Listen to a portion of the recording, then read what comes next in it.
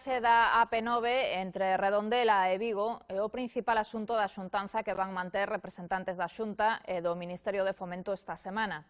A conselleira de Infraestructuras confirmou hoxe que a Comisión Mixta para a Autoestrada do Atlántico vai se reunir o martes.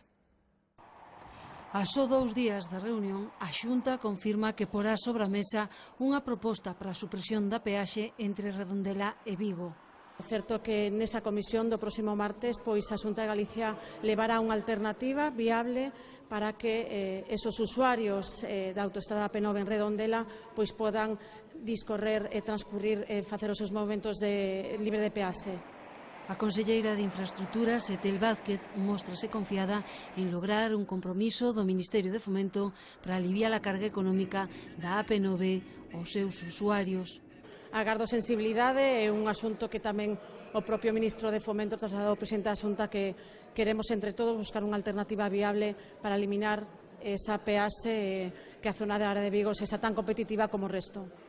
A deste martes será a terceira reunión da Comisión Mixta para a xestión da AP9 dende a súa creación hai preto dun ano.